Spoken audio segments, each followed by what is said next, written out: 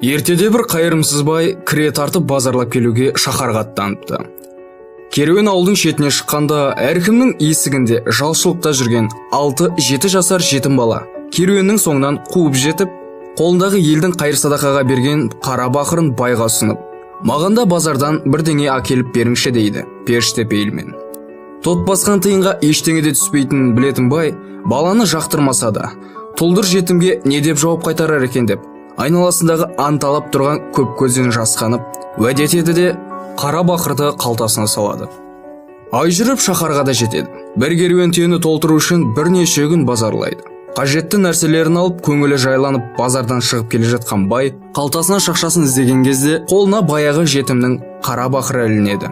Қызметшілердің көзінше уәде еткен соң амалсыз аялдайды. Базардың шетінде майда шүйде сатып отырған саудагерлердің айналасын торуылдап жүрген мысықты көреді де, мына мақұлықтың қожайыны қайсың деп сұрайды. Бұл осы жердегі адамдардың қалған құтқан тамақтарымен күнелтіп жүрген есі жоқ аңғыбас мысық қой. Қажет болса ал, тегін береміз дейді әлгілер. Онда мен мұны тегін алмаймын, сатып аламын деп жорта мырзалық қылып қара бақырды бір саудагердің қолына ұстатады. Саудагерлер өздері құтыла алмай жүрген мысықтың пұл болғанына қуанып қалады. Күн жүреді, түн жүреді, бірақ ауылдың қарасы көрінбейді. Керуен жолдан қиыс кетіп адасады. Олар шет-шегі жоқ сахараның шөліне кіріп шыға алмайды. Бір жұмадан соң керуеннің алды шөлден өле бастайды. Керуен басы байдың бойын үрей билейді. Бір уақытта бай мінген түйенің бір қапталындағы дорбадан бала мысық секіріп түсіп, бет ауған жаққа жүгіре жөнеледі. Оны ешкім қуып әуре болмайды. Тағы бір жұма өтеді. Керуен әбден қалжырап, шөл қысқан құрбандықтардың саны да арта түседі. Түске таяу шығыстан 5-6 аттылы кісі келеді. Амандық саулықтан соң, сол жерден бірнеше шақырым жерде үлкен шаһар бар екен. Ол шаһарда тышқан көбейіп, содан оба індеті шығып, тұрғындарының қырылып жатқанын және қазір қаладан ешкімді шығармайтын, және де ешкімді кіргізбейтінін хабарлайды. Осыдан бір жұма бұрын қаламызда бір кішкентай мақұлық пайда болды. Ол келгелі тышқан азайып, індеттің беті қайтты. Халық оны Алланың бізге жіберген көмегі деп қабылдады. Ал хан сол мақұлықтың иесін іздеп тауып, маған алып келіңдер, айтар алғысым бар деп бізді аттандырды, дейді әлгі салтаттылар. Бір жақсылықтың болатын іші сезген сараң бай сөзге келместен, ол мақұлықтың иесі мен оны базардан әдейі сатып алып келе жатыр едім, дейді. Бай ханның алдына келеді. Шаһар іші бірнеше айдан бері дүрбелең. Оба індеті халықтың көбін жұтты. Амалымыз түгесіліп, Алладан ғана медет күтіп отыр едік. Міне, індеттің дауасын өзің арқылы жіберіп, мына қасиетті мақұлықты бізге қалдыр.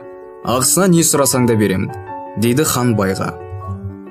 Айтқандай хан қазынадан байға 10 түйе алтын береді де, нөкерлеріне керуенді әлгі шөлден шығарып жіберуді бұйырады. Хан бұйрығы орындалады. Өз керуеніне 10 түйе алтын қосылған бай жол азабын мүлде ұмытып кетеді. Алғайда, оның ойын кенет әлдене селт еткізеді. Ауылдан шығарда жетім баланың қара бақырын аманаттап алғаны есіне түседі. Жетімнің ақысы Құдайдың назарында болатынына жолдағы оқиғалардан соң көзін жеткізе түскен. Жарайды. 10 түйе алтынның барлығын жетім бала қалай жаратпақ?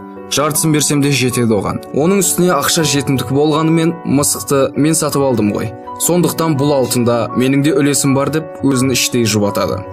Жолға бір күн түнеген соң бай алғашқы ойынан айнып, жетім балаға 10 түйе алтынның жартысын емес, 2 түйесін ғана беретін болды. Тағы бір күннен соң ол ойында өзгертіп, 1 түйе алтын беретін болып шешеді. Не керек ауылына 2 күндік жолға алғанда байдың ойы тағы да нілдей бұзылады. Оң солын танымаған тұл жетім 1 түйе алтынды қалай жаратады? Құр босқа жұрттың қолында кетеді. Одан да қара бақырының орнына бір ділда беріп есептесейін деп ойлап жатып ұйықтап қалады. Сол түні таңға жақын бұларды қарақшылар шауып барлық түйелерін алып кетеді. Ертесіне есін әрең жинаған бай қасына түндегі шайқастан аман қалған жігіттерін ертіп, қарақшылардың соңына түседі. Ондағы ойы қарақшы топты бастаған басбұзармен мәмілеге келіп, алып бара жатқан олжалары жетімнің ақысы екенін айтып, түйелерін қайтарып алу болады.